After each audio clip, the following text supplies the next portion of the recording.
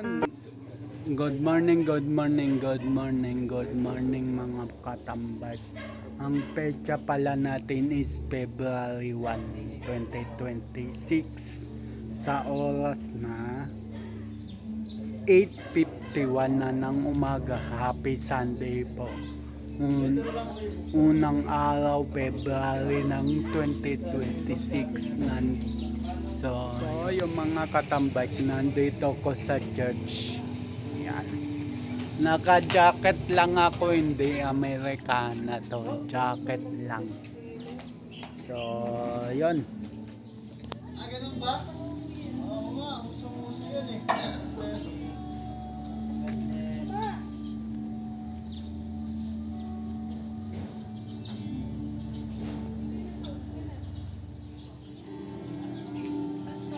Dori, good morning po. Isa po. Hingal pa. Okay lang po yun.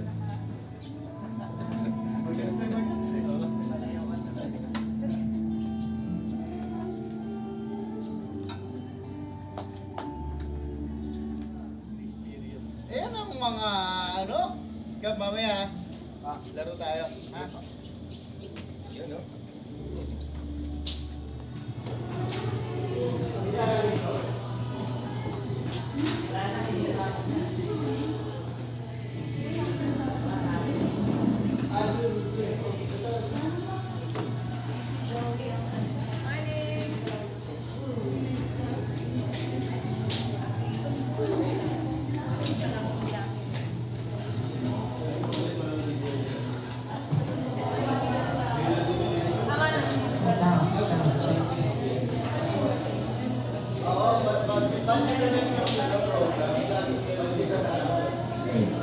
Kumusta po kayo? Good morning! Ayan, so magsisimula na po tayo sa pagpupuri sa ating buhay na Panginoon.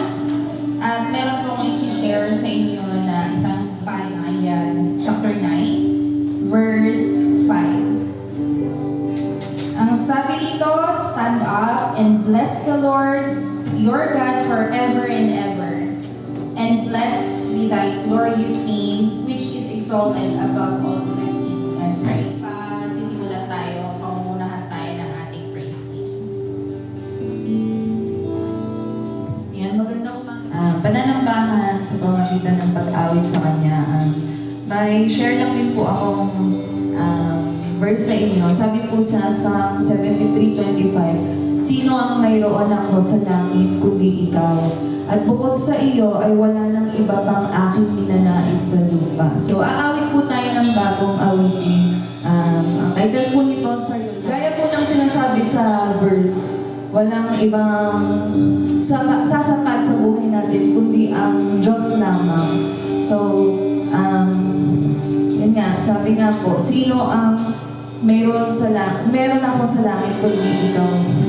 Sa ano po, tulad po sa mundo na puno ng kasinungalingan at ingay, piliin po natin na maniwala at sumuko sa katotohanan ng Diyos. Tulad po ng awit na to, sabihin po natin, sa'yo lamang ang buhay ko, Panginoon. Amen po ba? Sige po, tayo po'y umawit.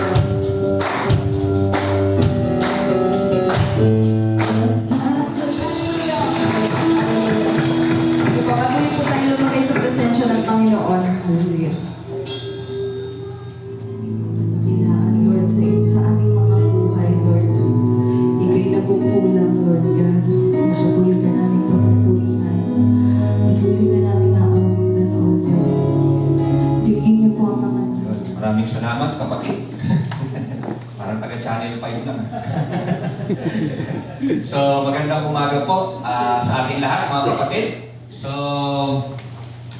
ngayon po ay unang araw ng February, kung Hearts Day. Yan. So, ngayon po ay umpisa ng Love Month. Ano ba? December pa lang, bumili na eh.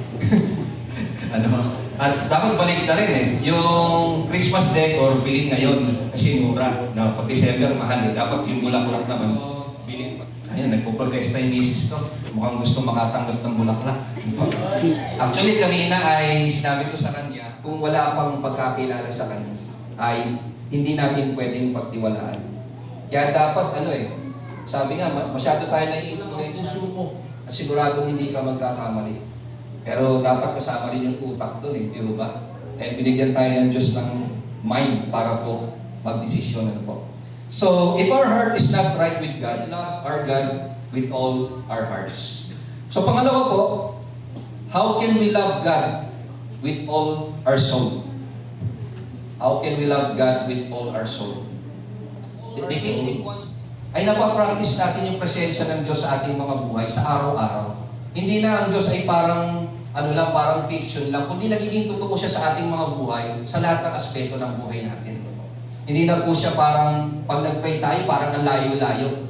Kasi kung meron na po tayong bagong nature, ay meron na po tayong direct access sa ating Panginoon. At yung direct access na yun ay nai-enjoy natin yung kanyang presensya sa araw-araw. Sa pananalangin, sa pagbabasa ng salita ng Diyos, nagiging totoo. Hindi parang parang kwento lang. Nagiging totoong Panginoon sa ating mga buhay. Ang prayer po natin ay, ang lyrics po ng kanta pong ito ay maging totoo sa buhay ng bawat isa, Panginoon.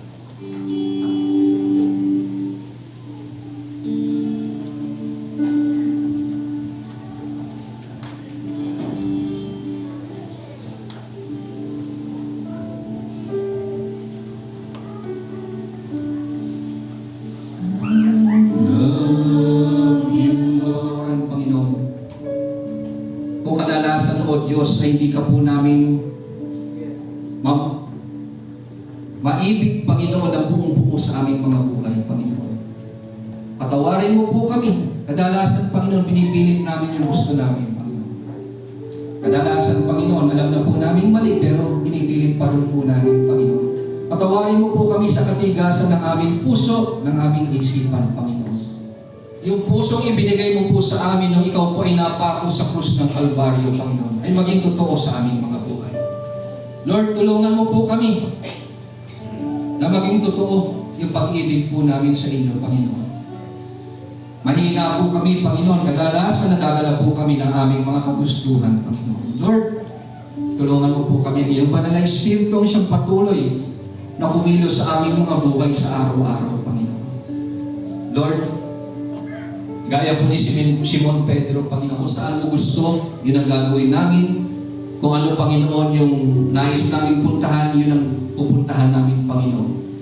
Sapagkat alam po namin, O Diyos, na yun po ang higit na makakabuti po para sa amin.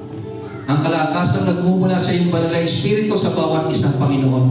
Lord, tunay po na maging totoo ko po sa aming mga buhay.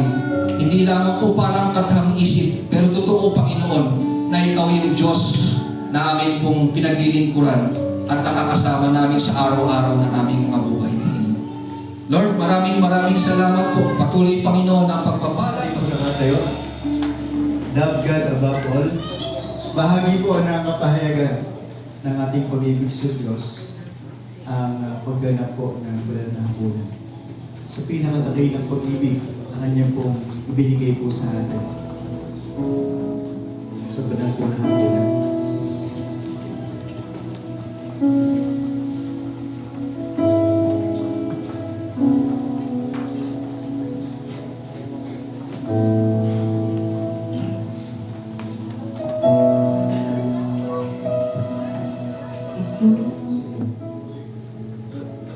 Bahagi po ng aming pag-ibig sa iyo, higit sa lahat, ang pag-aalaala po namin ang banal na hapunan bilang pag-aalaala namin, Panginoon, sa napakahalagang pamatay na ginawa mo sa Panginoon ng iyong dakilang pag-ibig sa amin upang kami po ay magkaroon ng buhay na walang hanggan.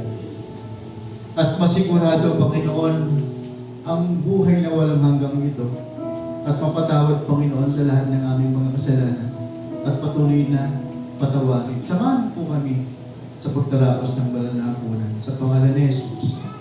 Amen. Pagbasa po ng banal na kasulatan ng ating po mga kapatid na Predikadora Rita De Jesus at Predikadora Filma Sullivan sa unang Korinto chapter 11 verse 23 to 29.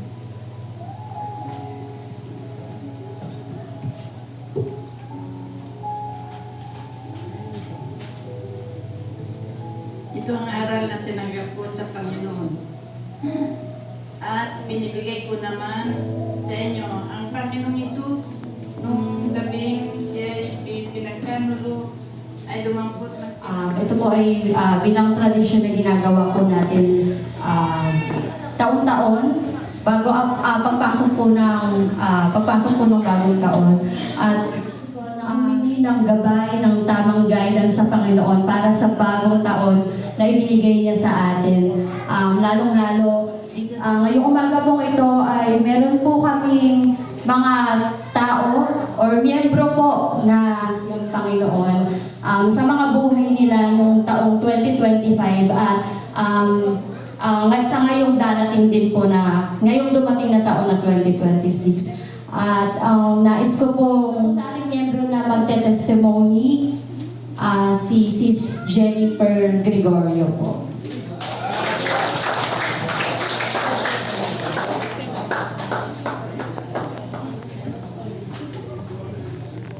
Ayan, magandang umaga po sa ating lahat.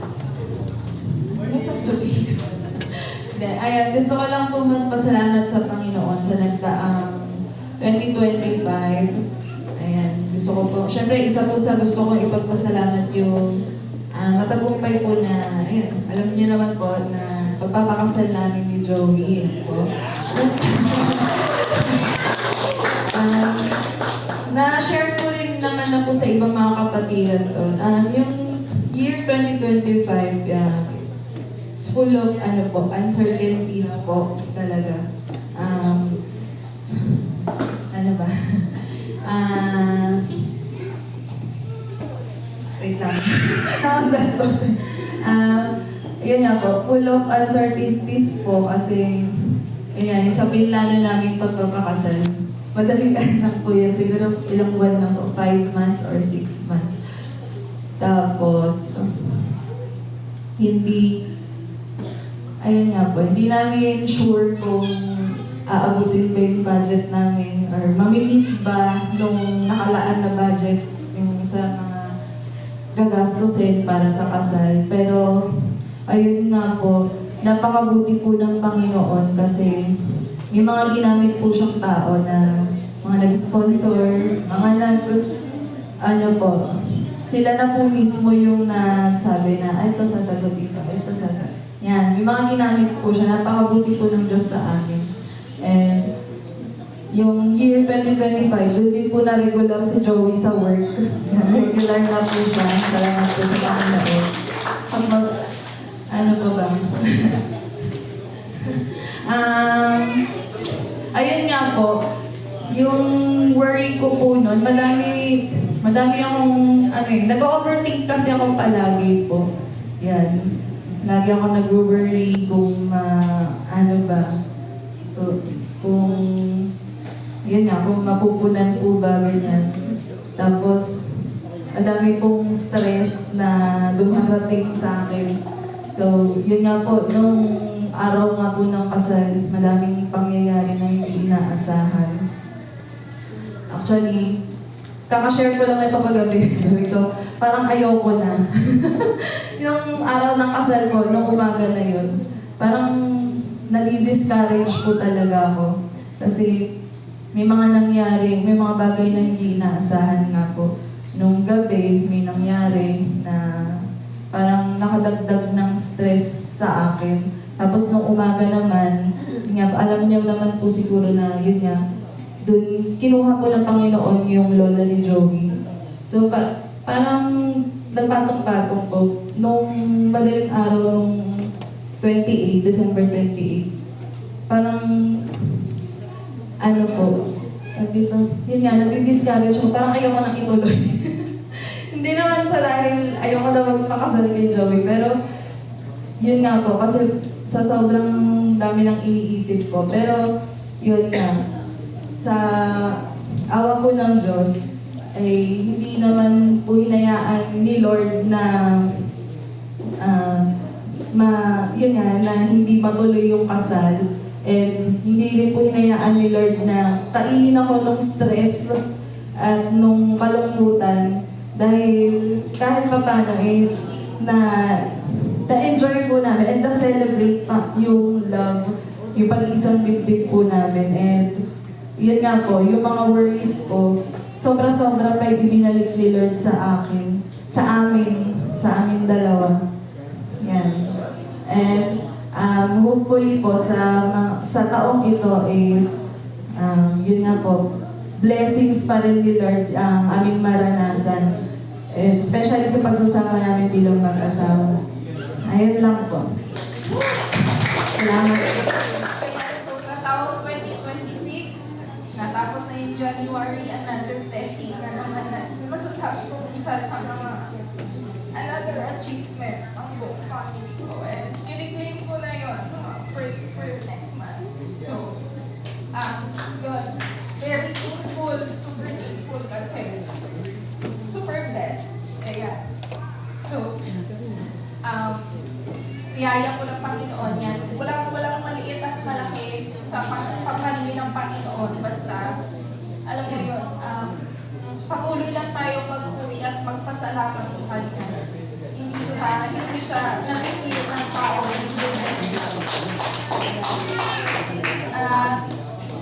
Yun, itong yung maibabahagi ko. At tinatawagin ko rin po si ate Ira Ibanez para sa si Ace. Si Ace na lang. Before you God bless po sana natin po lahat. Kagabi po, chinan po ako ni Ate Jo para po testimony ngayon dito. Tapos, nung una ko talaga, nagpanik ako sa kung ano pong i-share ko kasi masyado pong roller coaster yung 2025 ko. Yung buong 2025 po, sobrang pagsubok po siya, pero at the same time, siya po yung pinakamalaking blessing sa buhay ko actually. Kasi sobrang life-changing po ng 2025 para sa akin. Noong 2025 po, sobrang sinubok po yung family namin sa iba't ibang aspect. Through financial, spiritual, and physically po actually. Yung mommy ko po kasi, meron po kasi siyang sakit, which is si Daddy Lee po. So parang naging cause po siya actually para po yung work po nila is medyo naging unstable po yung time na yun. And then, syempre kapag po wala silang work, medyo naging problem din po siya sa amin magkakapatid.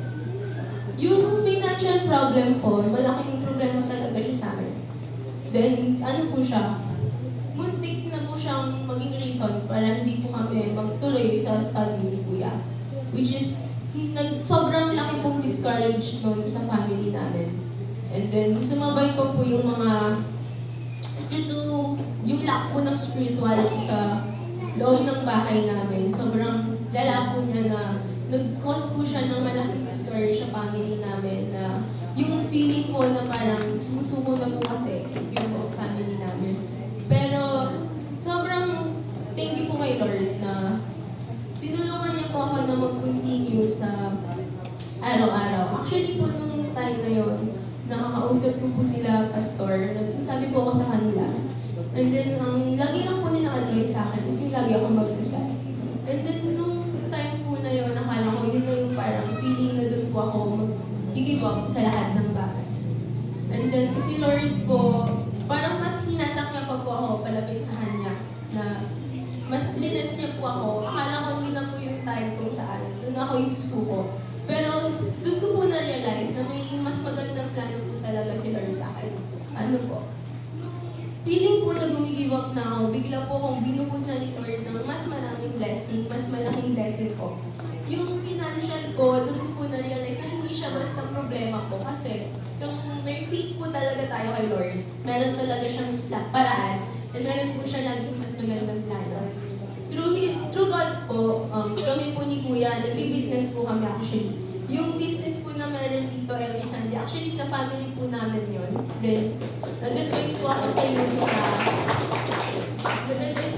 na para po makatulong sa youth. And then, syempre sa family na din po namin na merong income. Nag-suggest po ako na pwede kami mag-resell ng product po namin. And actually po, yung allowance po namin ni Kuya, every weekdays po, is actually hard-earned money po namin yun. Kung ano po yung meron kami magkapatid sa araw-araw, pinaghihirapan po namin siya.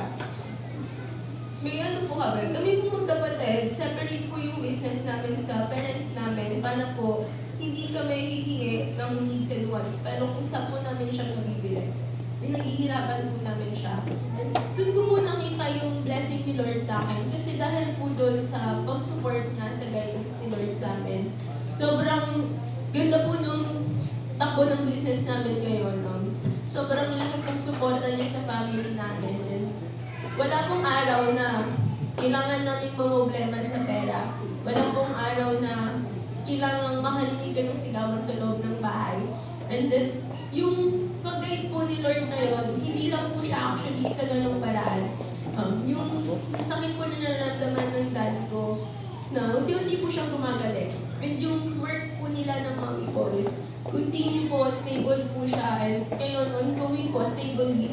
And then, siguro po, ganun lang talagang maganda yung plano ni Lord. Kasi, pati po sa aming magkapatid, sa aming magkakapatid, damang-dama po namin yung blessing ni Lord, yung kabutihan niya.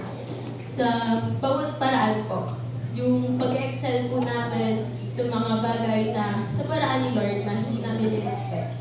And then actually po yung sa mga scholarship na napapasukan po namin magkakapatid, sa mga program po na nakatulong sa pag-aaral namin. Doon ko po na-realize kasi sinasabi sa akin ng mga mas nakakatanda nila, Ate Jo at Pastor po na kung may faith po, nandiyan lagi si Lord. Doon po yun napatunayan na kung kakapit ka, mananalig ka sa Kanya sa araw-araw, sa bawat hirap, tutulungan ka po niya sa bawat plano na meron siya para sa inyo. And yun po, sobrang thankful po sa 2025 at matatalik po kami.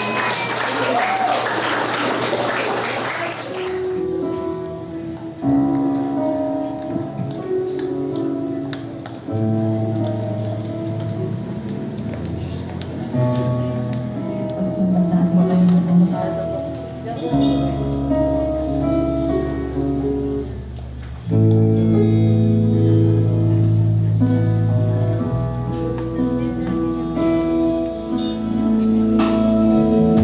Panginoon, salamat po sa umaga po ito. Salamat po, Panginoon, sa pagsama mo, Panginoon, sa amin, sa iyong presensya, Panginoon, na nagdulot sa amin ang kagalakan, pag-asa, Panginoon, nag-motivate sa amin, nag-encourage sa amin, nag-correct, Panginoon, sa amin, sa pamamagitan ng iyong mga salita, O Diyos. Salamat po, Panginoon, sa mga pagsambang awit na aming inawit sa iyo, O Diyos, sa mensahe aming narinig. Salamat po sa iyong anak na itinindig, Panginoon, ang aming pong chairman, ang aming Kuya Reggie. Magamit mo siya, Panginoon, patuloy, maitilin effectively sa ministeryo ng paghayag na iyong mga salita. Salamat, Panginoon, sa mga kapatid po namin ng testimony, O Diyos. Kapahayagan ng iyong katapatan, kapahayagan ng iyong kabutihan, Panginoon, kapahayagan ng iyong dakilang plano sa iyong mga anak at sa bawat sa po sa amin, Panginoon. Ang aking dalangin, Panginoon, sa aming pananatili sa lugarin po ito, maranasan po namin ang patuloy na kagalakan na nanggagaling, Panginoon, sa iyo. O Diyos, hanggang sa aming pansamantalang pag-iwahiwalay, ingatan mo kami at pagpalain, O Diyos. Sa buong isang linggong buhay, lalakaran ng mga kapatid ko, tulungan mo sila, pagpalain mo sila, samahan mo sila, Panginoon, palakasin mo, Panginoon, sila. Ikaw po ang magpala, Panginoon, sa kanilang pagpapalang material, pagpapalang physical, pagpapalang emotional, at pagpapalang spiritual. At ibalik mo kami, Panginoon, sa darating na linggo, taglay kagalakan, buhay,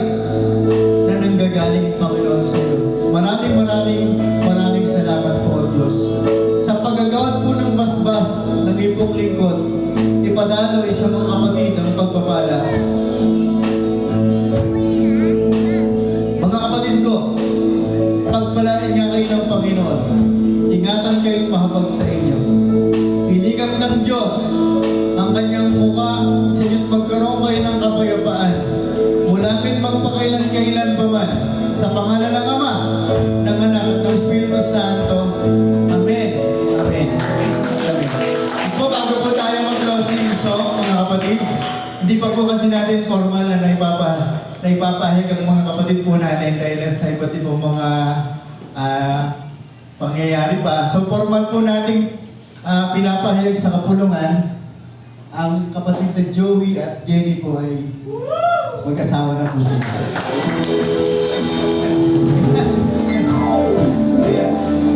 Baby na ba ang susunod? Ayan, sige po, madulong po. Nakatambay ka tapos ng church. So, yun. Yun, tapos na church namin. So, yun.